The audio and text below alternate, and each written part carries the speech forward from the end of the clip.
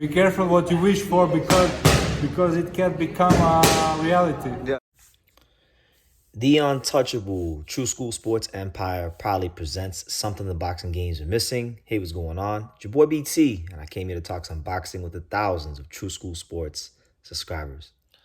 All right, so I want to come get my thoughts on Isak Cruz versus Romero. What a fight! I can't say what a fight because it wasn't really no fight.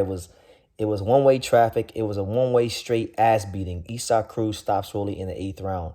Now, my thing with Rolly coming into this fight was it sounded well and good that he was going to get a coach that was going to teach him more fundamental boxing, Cuban boxing, so to speak. But Rolly is not no fundamental fighter. In fact, Rolly's best when he's not being fundamental.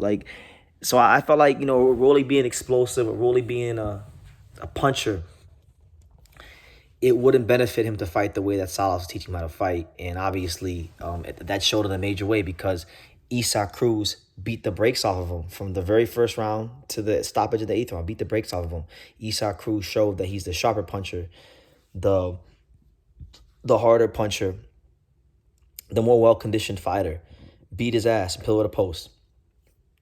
And he took his WBA championship belt like it was nothing. And he's now Mexico's latest world champion. And I really think, Pitbull Cruz is someone that the boxing industry and PBC is going to make a lot of money off of because that Gervonta Davis rematch is now, I'm thinking the stage is now set. Tank beats Frank Martin. The stage is going to be set for later in the year for Pitbull versus Tank rematch for the WBA 140 title.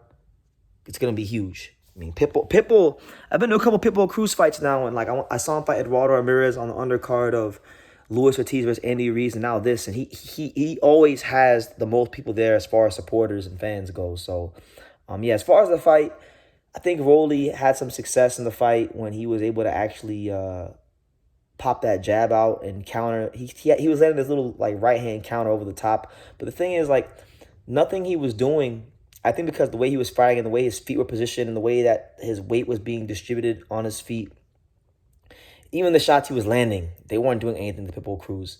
So I just feel like Rolly going into this fight, he had an identity crisis, and he got with Salas, and it wasn't going to work out for him. I like the closer and closer the fight got, and I started thinking about it, I'm like, man, Rolly's not winning this fight, and I like Rolly. I wanted him to win, but it's gotta be you gotta be real sometimes. He's not, and listen. I like Rolly a lot, and he came a long way in his career, but he continues to show that at the elite level of boxing, he's not that caliber. Like the Barroso fight, this fight, the Tank fight, even to a degree, He's just not on that level, and that's okay because not everybody has to be on that level. There's a lot of fighters, a lot of talented fighters. Not everyone's going to be an elite kind of the creme world class fighter. But I'll tell you this: there's guys that are champions, world championship fighters, like A+ fighters that nobody cares about, that aren't going to make anywhere as near as the money Rolly's making. So yeah, maybe Rolly might have graduated in this fight to becoming, the poor man's version of this generation's Ricardo Mayorga. Maybe that's what he is going to be, a guy that people want to see fight because they want to see him get his ass kicked. And that's okay, That's okay. We need guys like Rolly in the sport. But this was never going to work out for him with Salas for this fight. Maybe other fights it might have worked out, but not for this one. You know what I'm saying? So Pitbull Cruz did his thing. He's now a champion in the division. And like I said, the two fights I see for Isak Cruz being massive, big fights for him. Obviously, you have the Tank fight. We'll start there. Gervonta Davis and Pitbull Cruz was a great fight in 2021. It was a fight where Isak Cruz really announced himself to the world. And since that fight, they've been strategically matching him, with, feather-fisted guys from low weight classes, bringing them up. They've been doing anything they can. And when I say they, I mean Isak Cruz's handler, Sean Gibbons, Viva Promotions, just that whole group of people. They've been doing a great job making him look good, building up that hype with the casual and the Mexican fans, trying to galvanize Mexican fans and rally around Isak Cruz. And it's all culminated now with the Rolly with the Rolly win. So that's why good management is important in boxing, because good management has gotten Isaac Cruz in a position where he's champion.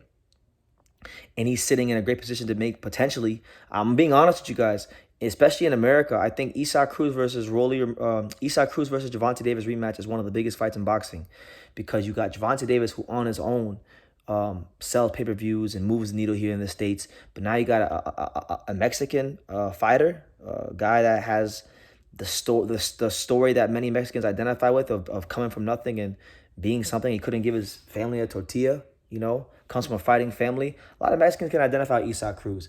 And he comes forward and always looks for the fight. And he just fits all the archetypes, all the characteristics of a Mexican fighter, right? And that's why he's so popular, with the Mexican people and boxing fans. And he's fun to watch. He comes to fight. You're not going to have to worry about Isaac Cruz getting on his back foot and, running, so to speak. And he's got a very hard, high guard defense to break. A lot of people don't give him credit for his very tough, intelligent, high guard defense, but he's very good.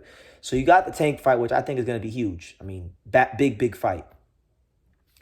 And if he doesn't take that fight, the fight that I personally, if I would like to see, I think it'd be an amazing fight.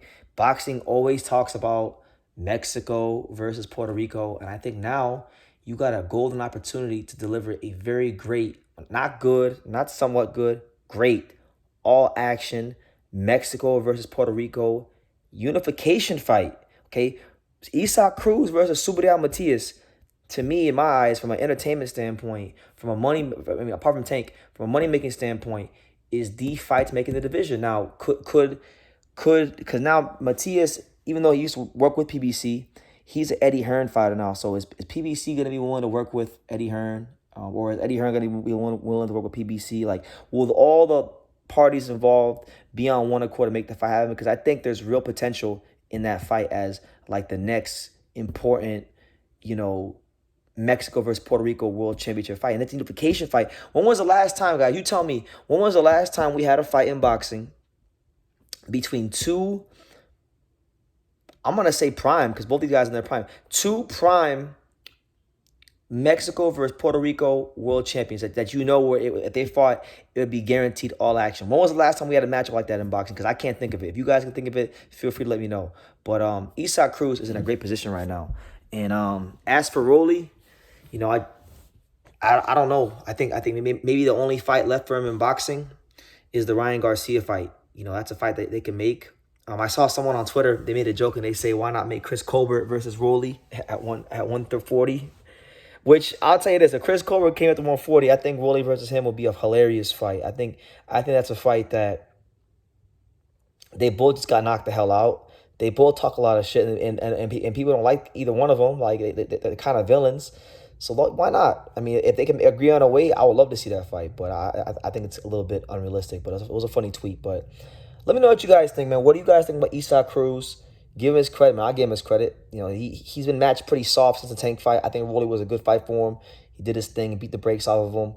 I want to see Isaac Cruz against, the winner of Tank versus Frank Martin or Subriel Matias. So what do you guys think about those fights? What do you think about what do you think about his performance? What do you think about Rolly's lack of performance, or where does he go from here? Leave your comments down below. Make sure you guys take the time to subscribe. And like I say in every single one of these videos, you can love me or you can hate me, but I'm just a kid from Daniel. So until next time, take care, guys. Thank you for watching another video on the untouchable True School Sports Empire. I'm at the Boxing Hall of Fame out here in Canterbury, New York. And for more great boxing content just like this video, make sure you click and subscribe right over here.